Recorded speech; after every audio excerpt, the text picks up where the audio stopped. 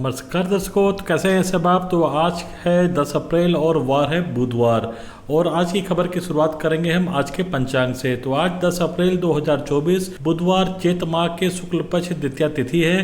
अप्रैल 10 बुधवार को राहु काल जो कि 12:18 दोपहर से लेकर 2:01 तक रहने वाला है। चंद्रमा मेष राशि पर संचार करेगा।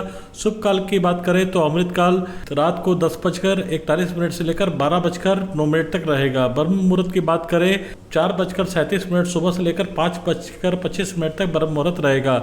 और आज के त्योहार की बात करें तो झूलेलाल की जयंती है। चलिए खबरों की शुरुआत करते हैं आज की अहम खबर से। तो प्रधानमंत्री नरेंद्र मोदी ने मंगलवार को पीलीभीत में चुनावी जनसभा की। इस जनसभा को 10 साल के कार्यकाल में यह पहला मौका था जब प्रधानमंत्री मोदी यहाँ पहुंचे। यहाँ पहुंचने पर मुख्यमंत्री योगी आदित्यनाथ और भाजपा के प्रदेश अध्यक्ष ने बांसुरी भेंट कर प्रधानमंत्री मोदी का स्वागत किया। प्रधानमंत्री मोदी ने सभा को संबोधित करते हुए विपक्षी गठबंधन पर जमकर निशाना साधा और भाजपा प्रत्याशियों के लिए जनता से समर्थन मांगा। साथियों, तुष्टीकरण के दलदल में कांग्रेस इतना डूब गई है कि उससे कभी बाहर नहीं निकल सकती। कांग्रेस ने जो घोषणा पत्र बनाया है वो कांग्रेस का नहीं, ऐसा लगता है मुस्लिम लीग का घोषणा पत्र दिखता है।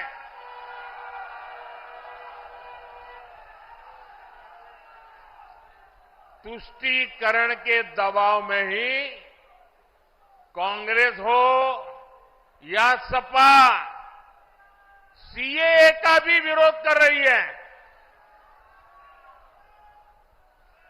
विदेशी धरती पर अत्याचार की वजह से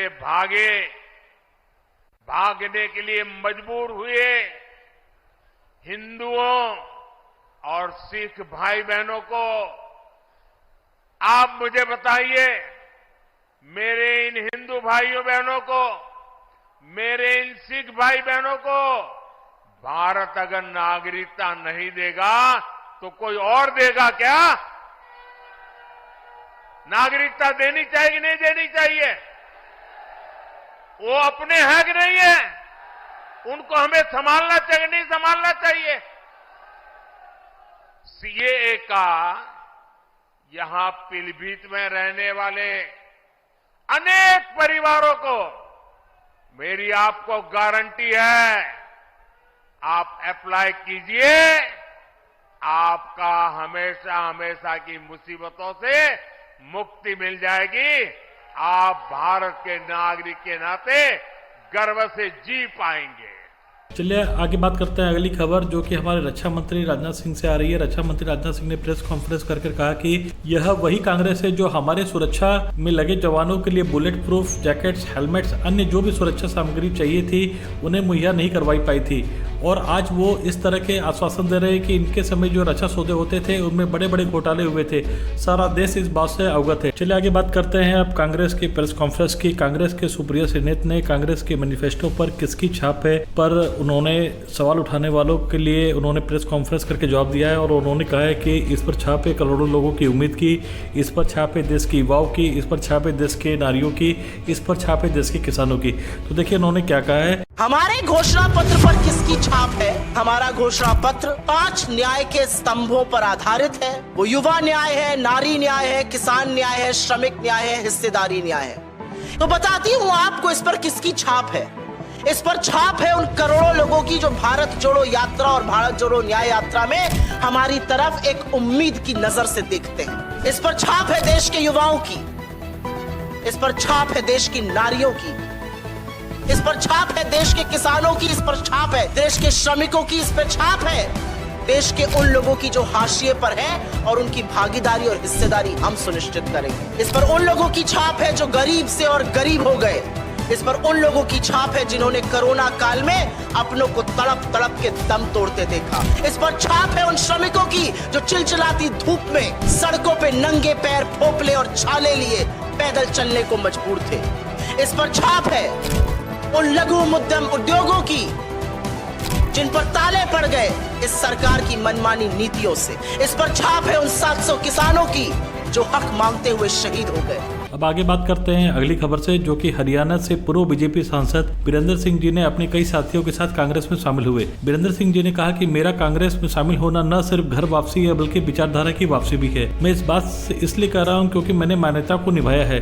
देखिए इन्होंने क्या कहा। आज आप मेरे से पूछोगे कि बीरेंद्र सिंह कांग्रेस में क्यों, मैं दो बात आपको कहूंगा। एक तो ये कि बहुत से साथियों ने इश्तिहार भी लगाए हुए मेरे गाड़ियों पे कि घर वापसी। मैं ये कहता हूं घर वापसी के साथ साथ घर वापसी तो अलग चीज है, विचारधारा की वापसी है। ये विचारधारा की वापसी, और मैं इसलिए ये बात कह रहा हूं कि मैंने मान्यताओं को निभाया है। चलिए आगे बात करते हैं आंध्र प्रदेश के सीएम जगन की, जिसमें उगादी के पर्व के अवसर पर आंध्र प्रदेश के सीएम वाईएसआर जगन को वैदिक विद्वानों ने जोड़े को आशीर्वाद दिया और पूजा अर्चना की। ये देखिए एक रिपोर्ट।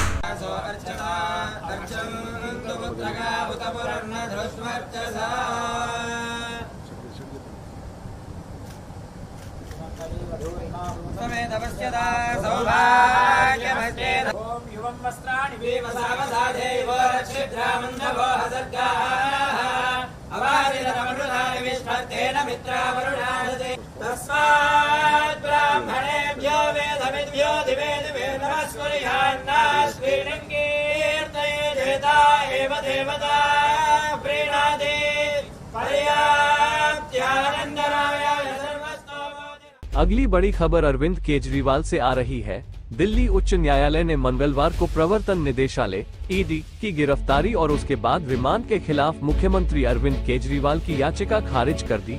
न्यायमूर्ति स्वर्णकांत शर्मा ने ईडी द्वारा सीएम अरविंद केजरीवाल की गिरफ्तारी को वैध ठहराया और कहा कि उच्च न्यायालय ने कहा कि ईडी द्वारा एकत्र की गई सामग्री से पता चलता है कि अरविंद केजरीवाल ने साजिश रची और अपराध की आय के इस्तेमाल और छिपाने में सक्रिय रूप से शामिल थे। अदालत ने कहा कि केंद्रीय एजेंसी के मामले से ये भी पता चलता है कि केजरीवाल व्यक्तिगत रूप से और आपके संयोजक के रूप में भी इसमें शामिल थे।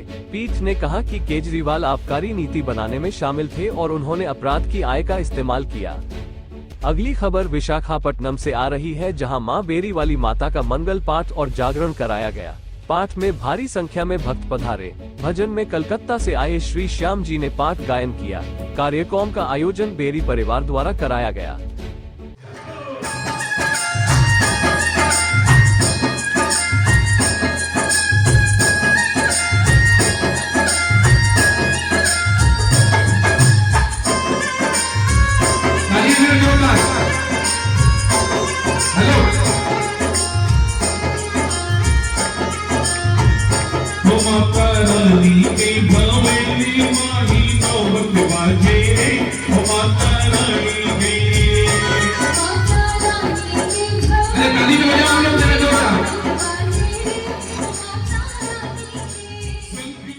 अगली खबर हमारे संवाददाता संजय मित्तल जी के हवाले से आ रही है कि 2024 आईसीसी पुरुष टी20 विश्व कप का 9वां संस्करण होगा, जो पुरुषों की राष्ट्रीय टीमों द्वारा लड़ा जाने वाला एक द्विवार्षिक 2020 अंतर्राष्ट्रीय T20I टूर्नामेंट है और अंतर्राष्ट्रीय क्रिकेट परिषद ICC द्वारा आयोजित किया जाता है। इसे 1 जून से 29 जून 2024 तक वेस्टइंडीज और संयुक्त राज्य अमेरिका द्वारा सह मेजबानी की जानी है। ये संयुक्त राज्य अमेरिका और अमेरिका में वेस्टइंडीज के अलावा किसी अन्य देश में खेले जाने वाले मैचों की सुविधा वाला पहला आईसीसी विश्व कप टूर्नामेंट होगा। इंग्लैंड पिछले संस्करण के फाइनल में पाकिस्तान को हराने वाले गत विजेता है। जानकारी मिल रही है कि भारत पाकिस्तान पहला मैच 9 जून को होने वाला है। अब बात करते हैं आईपीएल 2024 के 23वें मुकाबले में पंजाब किंग्स का सामना सनराइजर्स हैदराबाद से हुआ। दोनों टीमों के बीच यह मुकाबला चंडीगढ़ के महाराजा यदविंद्रा सिंह इंटरनेशनल क्रिकेट स्टेडियम में खेला जा गया। दोनों टीमों के बीच इस मुकाबले में कड़ी टक्कर देखने मिली, लेकिन अंत में हैदराबाद जीत दर्ज करने में सफल रहा, जबकि पंजाब को हार मिली। सनराइजर्स हैदराबाद 2 रन से जीता। आगे बात करते हैं शेयर मार्केट की। तो शेयर मार्केट में मंगलवार को तेजी देखी गई और एसटीपी बीएसई सेंसेक्स पहली बार 75,000 अंक के साथ 75,124 के नए शिखर पर पहुंच गया, जबकि वैपेक निफ्टी 50 ने 22,765 की नई ऊंचाई को छू लिया। दोनों सूचकांक 0.20% से अधिक की बढ़त के साथ कारोबार करते दिखे। दर्शकों, आप देख रहे थे लीड हिंदुस्तान, और अगर आपको ये खबरें अच्छी लग रही हो तो हमारे चैनल को सब्सक्राइब कीजिएगा, ज्यादा से ज्यादा लाइक और शेयर कीजिएगा। हम इसी तरह की खबरें आप तक पहुँचाते रहते हैं। धन्यवाद।